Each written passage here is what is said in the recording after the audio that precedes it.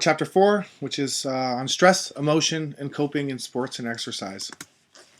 Chapter objectives, to define stress and coping, to describe the relationship between stress and emotion and illustrate the role of cognitive appraisal and coping in the stress process, to describe typical sources of stress in sports and exercise, to describe the neurophysiological effects of stress and emotion, and describe interventions to promote coping in sports and exercise.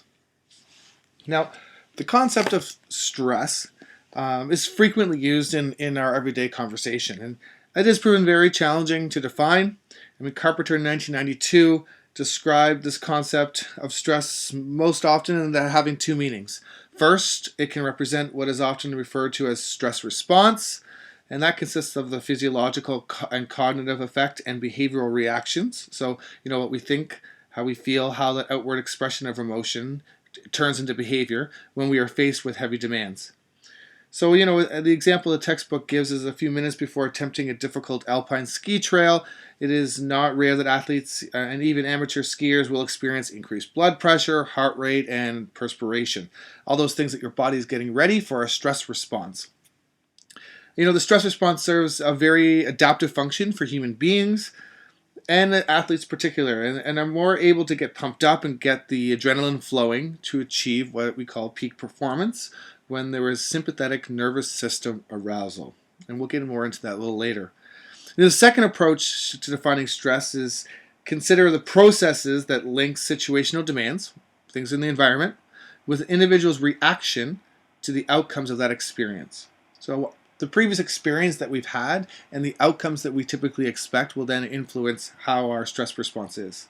And the second definition, it's consistent with a cognitive-based model of stress, and that emphasizes the dynamic interrelationship between the environment and people's thoughts and behaviors in that environment. And that's always the cognitive is always going to look at what our thoughts are and how those thoughts influence our own behaviors. Now this approach suggests that what is stressful for one person may not always be stressful for another, and even for that same person at another time. So therefore, stress can be defined as an experience that is produced through a person-situation relationship, the relationship between the situation and that individual, that is perceived as taxing or exceeding the person's resources. Now, stressors, on the other hand, are the, external events or the forces and situations that have the potential to be interpreted as stressful.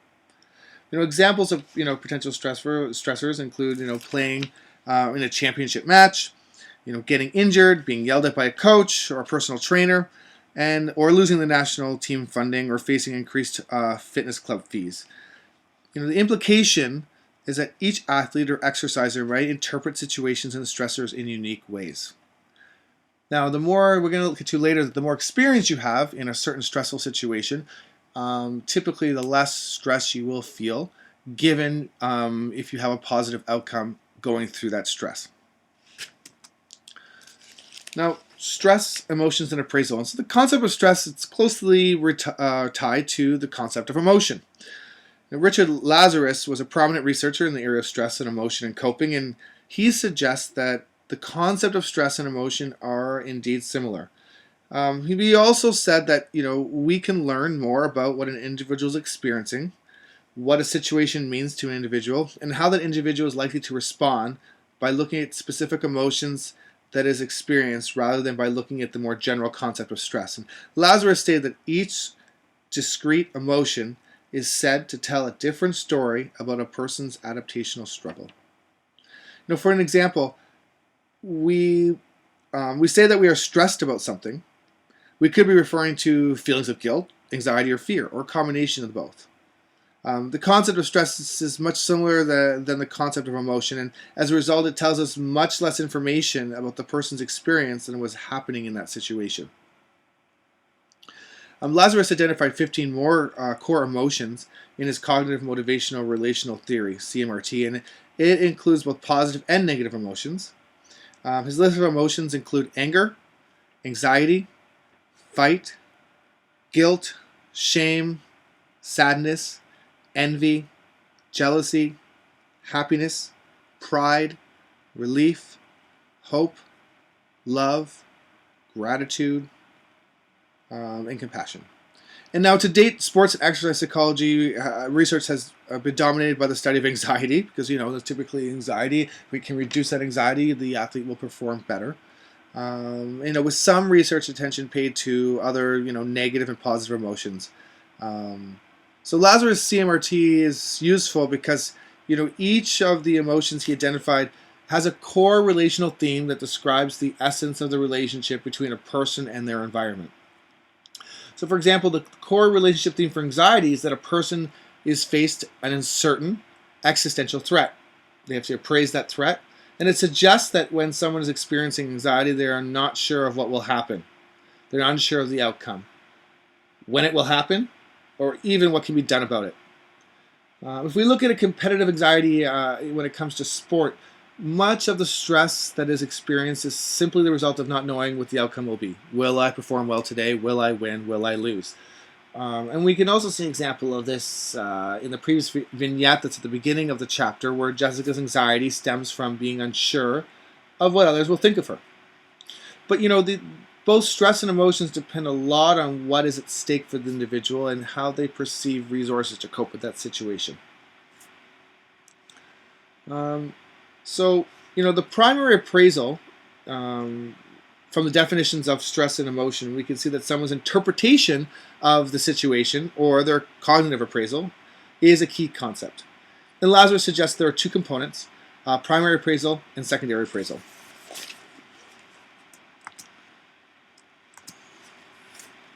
Primary appraisal is the evaluation of what is at stake for a person in that situation. It's individual to the person. It involves a level of perceived control and the expectations regarding what is likely to occur in the future. Now, while these evaluations about the stressors are called primary and secondary appraisals, they are thought to be equally important. There's not one that's more important than the other.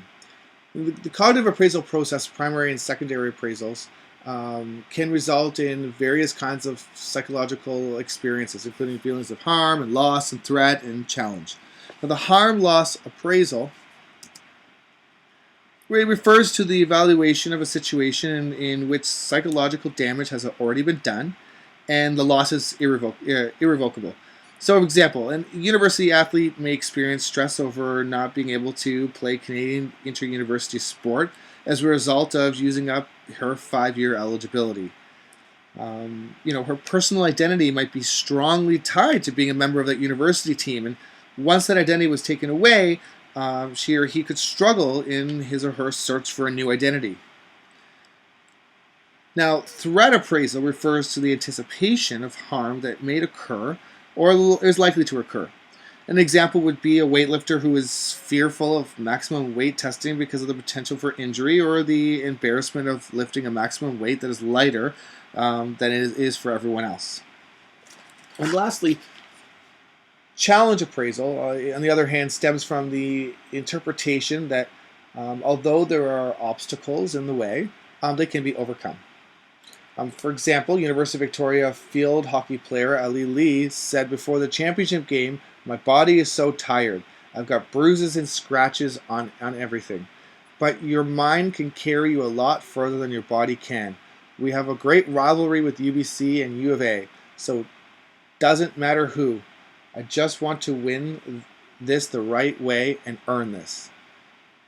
Although the outcome of the game was unknown to her at that time, it is clear that she was looking forward to the opportunity that the final game presented.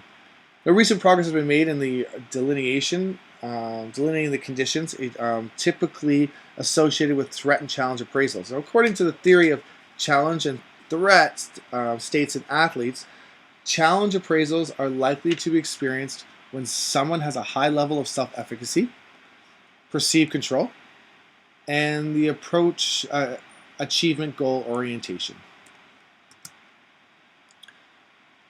So let's look at the types of stressors because they're really, really important. And we look at acute versus chronic stressors. And chronic stressors occur over a long period of time, such as in the case of ongoing harassment, relationship issues, and chronic pain, where acute stressors occur within a shorter period of time, and their onset is much more sudden. When we look at PTSD in the psychological world, chronic stressors, some are police officer, I primarily do therapy with first responders. You are looking at a long buildup of chronic stress over a long period of time, typically leads to PTSD. Now, in acute stress, however, a lot of the times is what brings about the PTSD. It's one event happening in the not so far past that then activates all the chronic stress into one kind of subset of psychological issues. So then we have to look at expected versus unexpected. And the second distinction between expected and unexpected stressors. Expected stressors are that an athlete plans or prepares for, whereas unexpected stressors are not anticipated. Doug Dale and colleagues, asked athletes representing New Zealand at the 1998 Commonwealth Games to identify the most stressful experience they had prior to or during the games. And they found that 2/3 of the athletes reported stress that the source of the stress was unexpected.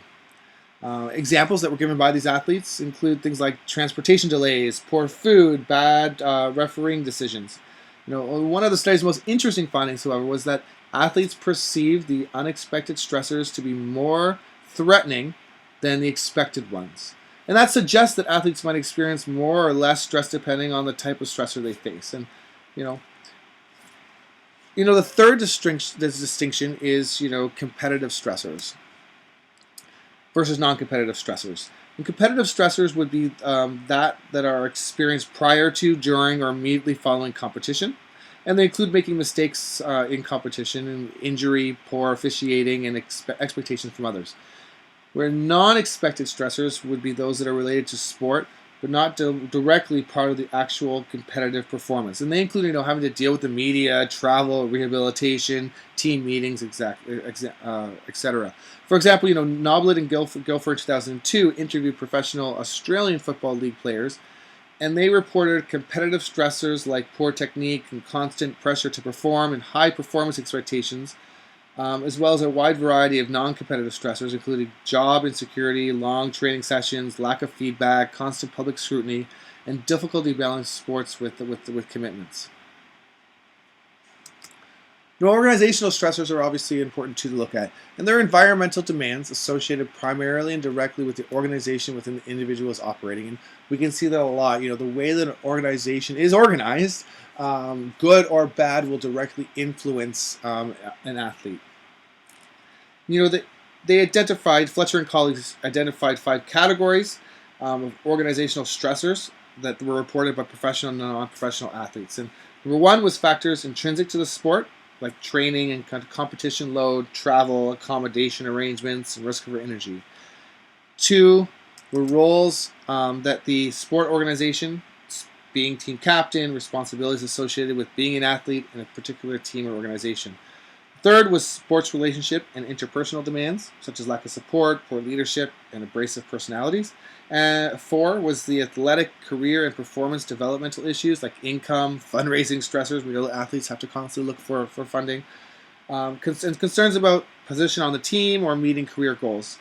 And lastly, the organizational structure and climate of the sport. So the cultural and political environment of sport organization, coaching, management style, and media problems. And we can see that, with cycling, when there was a big, doping scandal with cycling. If you were involved in cycling, you were an up-and-coming athlete, that organization changed very drastically. That would create a lot of stressors on the athlete. So neurophysiological effects of stress and emotions. So emotions trigger physiological processes automatically, such as respiration rate, heart rate, cardiovascular activity, body temperature, and skin conductance. And these are all things that are automatic. They happen without our conscious awareness. Our bodies are primed and ready to have these things happen. And hormones, cortisol and epinephrine, and they're released in the body. Huge important parts. So cognitive appraisals of threat and challenge, they appear to have their own differentiating cardiovascular pattern. So episodes of threat and challenge both signify that something is at stake, and therefore both are accompanied by increased heart rate, stroke volume, and global cardiac output. But yet, threat and challenge appraisals are experienced differently at both the phenomenological and cardiovascular levels.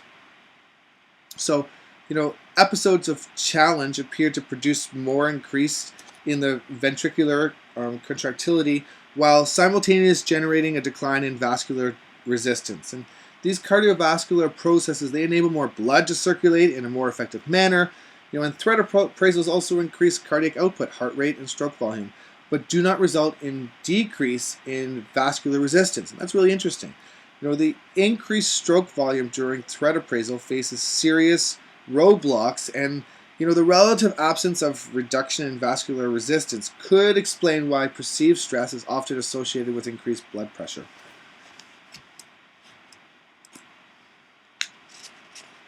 Like I said, the relationship between emotions and physiological process of performance is complex. And athletes can learn to regulate emotions and perform despite feeling anxious, scared, and joyful. And, the more ability you have to practice in those situations, the more your body gets ready and your mind and body get primed to know what is to be expected. We know that when cortisol and stress hormones enter the body, we can be more quick to respond. But that doesn't mean that we should stop and appraise the situation before we engage in it. So coping, when people are faced with stress and emotion, how they attempt to manage their experience can take many forms. And if athletes and exercisers believe that they can effectively manage the situation, it will be less likely to experience stress and negative emotions. And second, how people attempt to cope with stress can affect both the level and the type of stress and emotion they experience. So essentially, stress and emotions are experienced when an important objective is harmed, /lost, threatened, or challenged. So an important, understanding what is coping. Lazarus defined coping as cognitive and behavioral efforts to manage specific external and internal demands and conflicts between them that are appraised as taxing or exceeding the resource of the person. So this, the effort includes both thoughts and actions, and that's the cognitive approach. My thoughts and then my outward behavior based on those thoughts. So in the beginning vignette, Jessica from the opening vignette tries to convince herself that nobody is judging her body and her swimsuit is as much an effort to cope as in increasing her training to lose weight. However, it's important also to point out that coping has to be an effortful process to manage stress. Lastly, management skills. Routine behaviors that prevent stress from happening. Although management skills themselves might have, developed initially as ways of coping. An example of this would be, a soccer player might have initially begun wearing shin pads to cope with the frustration of being kicked. However, once that behavior, wearing shin pads, becomes relatively automatic, it is better considered as a management skill rather than actual coping. So it switches from coping with getting kicked to this is a management skill as it becomes more automatic. And most importantly, efforts to manage stress are constantly changing and extremely complex.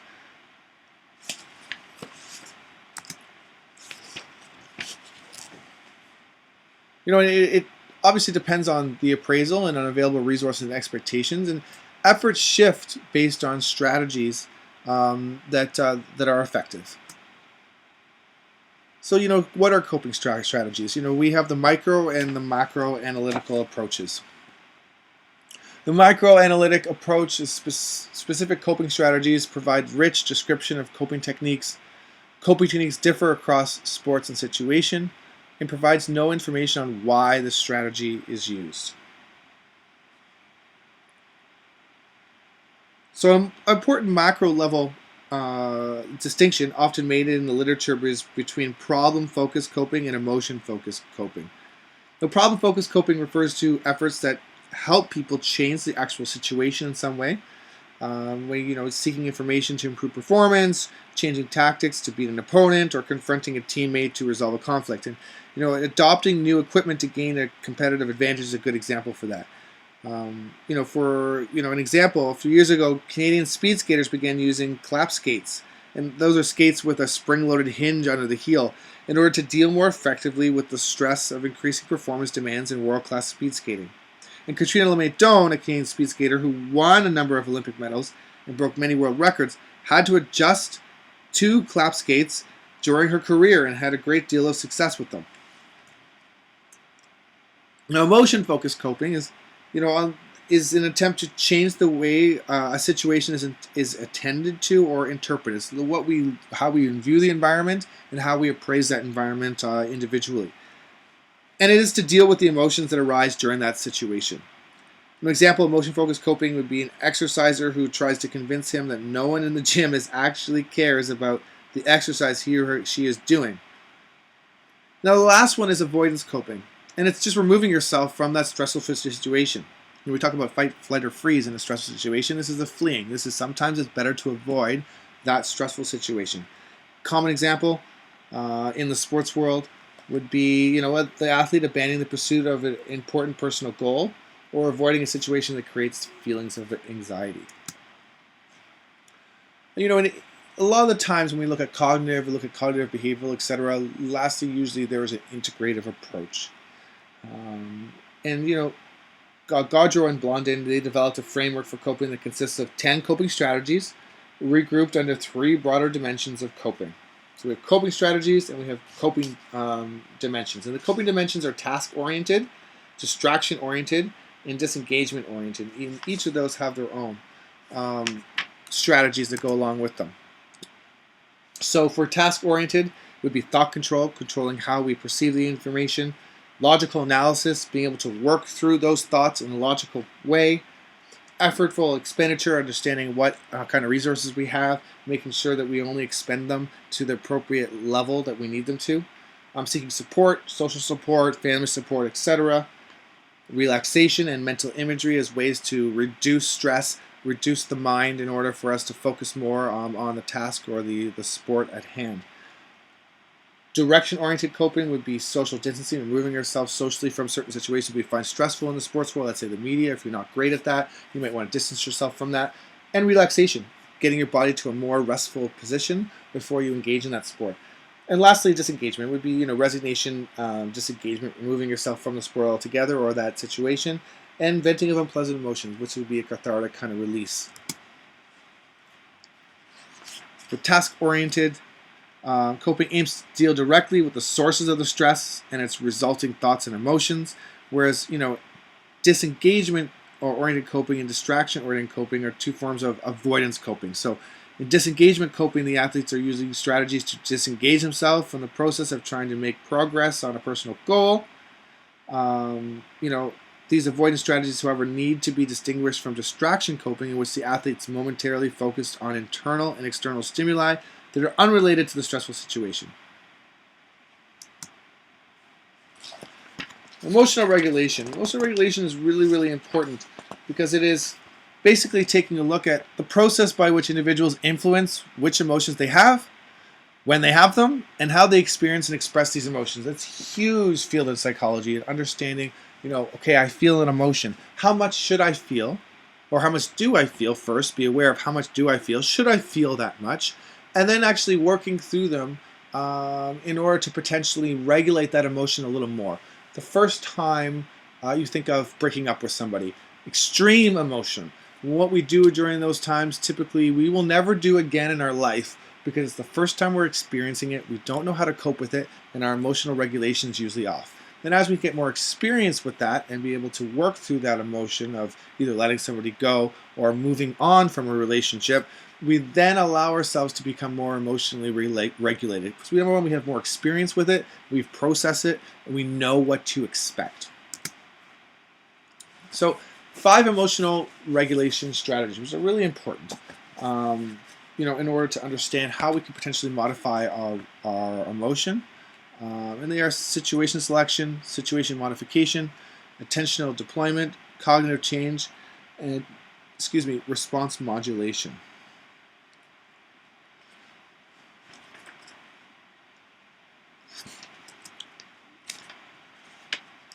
So, when we look at effective and outcomes of coping, so perceived effective coping effectiveness is whether or not strategies help to deal with the problem or associated stress. Okay, and it's how athletes believe a particular coping strategy has been overly effective in reducing or managing stress, or effective managing worries and concerns. Overall, athletes seem to think that task-oriented coping strategies are more effective compared to disengagement-oriented strategies. And these findings are consistent with the research of Skinner and colleagues, who propose that distinctions can be made between good news and bad news coping. Now, good news coping attempts are organized, flexible, and constructive, whereas bad news coping attempts are rigid, disorganized, and destructive responses to unmanageable levels of stress. People who use ways of coping such as helplessness and constant opposition to others and social withdrawal might be at risk for long-term maladaptive consequences such as low self-confidence, increased depression, and reducing social functioning. Achievement outcomes. Much of the focus on coping research in sports sciences has been specific on athletes in competitive sports, and in part because enhancing the performance of athletes and teams is a key component of sports psychology. In one study, judo competitors from France completed a measure of coping strategies a few minutes before the start of the competition, and it's serving as a qualifier for a national championship, so high stakes. The results indicated that losers use more avoidance-oriented coping, self-blame, seeking social support, whereas the winners tended to use more positive reappraisals. In another study, greater use of mental skills such as relaxation, imagery, emotional control, and self-talk were related to higher levels of self-perception and quality of performance. And these were a sample of NCAA Division I collegiate athletes, so high-performing athletes. If we look at emotional outcomes, emotional well-being. The most common outcome in sports coping research are emotional stress. And generally, problem-focused coping strategies are positively related to positive emotional states and even to general feelings of life satisfaction. The link between emotional states and coping was found in a study by Amiot in 2004 and studied whether effective strategies changed pre- and post-competitive based on coping strategies. Task-oriented coping resulted in increased positive effect, and disengagement-oriented coping resulted in increased negative effect. And understanding, burnout, which is really, really important, especially in the sports world, because it does happen. It's a syndrome composed of three characteristics: physical exhaustion, devaluation of one's sport, and the reduced sense of accomplishment. And these results can be in part due to chronic stress or inability to effectively manage excessive demands in training and competition. As the athlete goes to higher levels of sport, and they are thought to develop gradually over time. The signs include poor performance, exhaustion, mood disturbances, decreased motivation, and frustration. Important to know if you're going to go into this world to keep an eye on those with your athletes. So, coping is linked to athletic burnout. It's inextricably linked. And Redke and Smith, reported that general coping skills such as, taking quiet time each day and effective management of time were associated with lower levels of physical exhaustion, sports devaluation, and reducing the sense of accomplishment. Last of the physical outcomes, stress contributes to sports injuries. Just as stress in a contributor to burnout among athletic populations, it can also contribute to injuries in sport.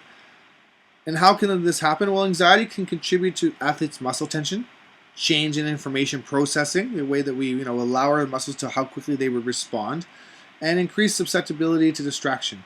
In the study of high school soccer players, Rogers and Landers found that support for the idea that attentional narrowing is a mechanism through which stress leads to injuries in sport.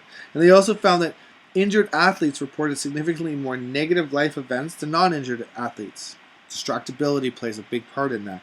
And athletes with greater ability to cope with stress were less likely to be injured. I think this kind of supports that idea that stress and injury are definitely related. And it looks at, there are good coping skills can protect athletes, and interventions can prevent injuries and reduce athletes' number of days lost to injury. And lastly, coping, recognized by trainers and therapists as important factors in injury rehabilitation. The more you cope, the better, and even just the way you view your rehabilitation can affect how fast an athlete can become rehabilitated and change an injury. And lastly, social support increases adherence to injury rehabilitation. The more social support you have, the more likely you are to engage and adhere to certain rehabilitation exercises. Now let's just look at the factors influencing coping. Gender, age, development, and expertise. The levels of expertise has been shown to influence the use of coping strategies, with more proficient athletes using more task-oriented coping. Personality. Personality represents as we looked at last chapter, the tendency of an individual to act and to feel in a relatively stable manner. And personality has long been recognized as an important factor in how athletes typically react under stressful situations. So let's take a look at some of those. Optimism, which is the tendency to believe that good things will happen in the future, has been studied quite a bit. But gender, do male and female athletes cope with stresses differently? Unfortunately, gender differences in coping in sports are not well understood, with recent reviews suggesting that differences are often small and inconsistent across studies.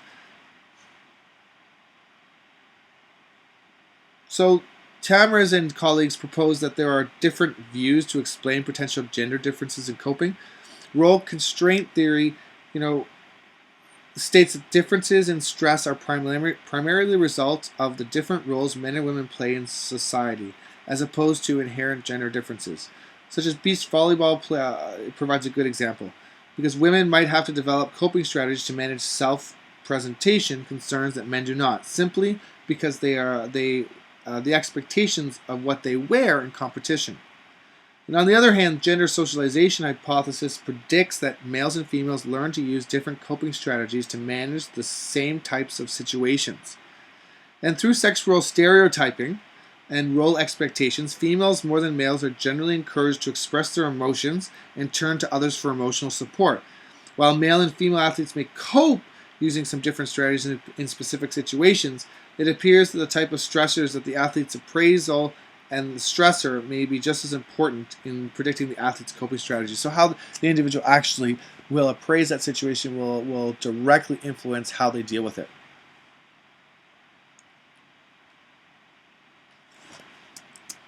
So culture. Culture could impact the stress, coping, and emotional process, because culture strongly influences what events are important and the meaning of sporting success and failures. And just in general, our culture defines what we decide is important or not important to us. Cross-cultural discipline examines differences. Some indirect evidence have been given about cross-cultural differences, such as Korean athletes using prayer, and differences may exist between cultures. I think we just talked about personality. Optimistic athletes more likely to attain performance goals and experience well-being. And cognitive appraisals of emotion. Trait anxious athletes are more likely to use disengagement-oriented coping.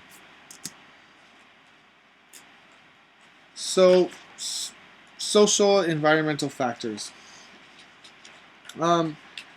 Social environmental factors such as coaching and teammate interactions, they obviously will influence an athlete's emotional coping and emotional regulation. In terms of teammate influence on emotion and coping, there is some evidence that emotion can be contagious within teams.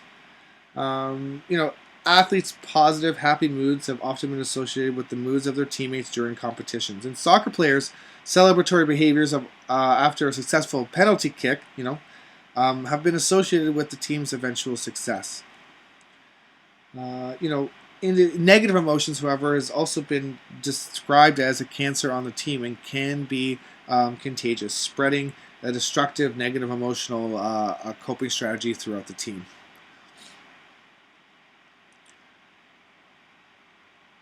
It's important to obviously effectively regulate your emotions in general and obviously in sport. And coaches' emotions can also directly affect athletes' emotions before, during the competition. What you say to an athlete, how you talk to them, even just how slowly you talk to them, can actually lower their stress reaction by getting them into a more calmer state. So, coping and emotional regulation interventions. So, There's stress reduction, which is stress management interventions that can effectively reduce the participant's stress.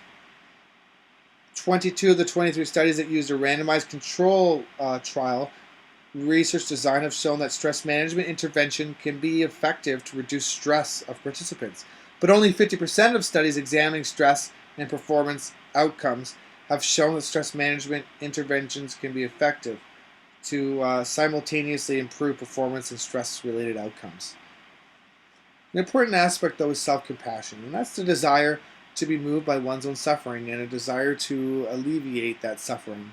It's comprised of self-kindness, common humanity, and mindfulness. The important part about that is several recent studies they collectively formed the following conclusions. First, self-compassion is clearly relevant to the lives of young women athletes and exercisers, and it appears to be important beyond self-esteem. Second, there are aspects of self-compassion in different domains, like body self-compassion. And third, prominent potential ways through which self-compassion might impact psychological flourishing seems to be increasing positivity and perseverance and decreased passivity. And fourth, self-compassion interventions are effective in decreasing self-criticism, rumination, and concerns over, the mistakes for highly self-critical women athletes.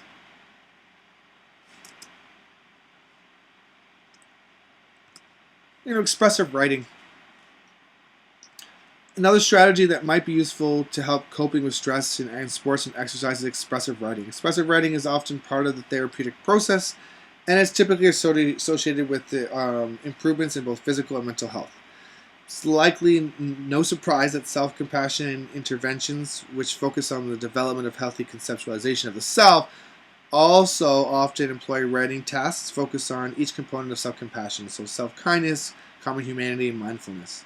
And the basic premise of expressive writing is that disclosure itself is an important part of the healing when experiencing emotional pain. Just describing, talking about it, expressing emotion and pain can reduce that pain. So, concerns when implementing intervention programs. There are potential deleterious for perfectionist clients as they may pursue goals in a rigid and inflexible manner. And interventions optimized with minimal adherence success.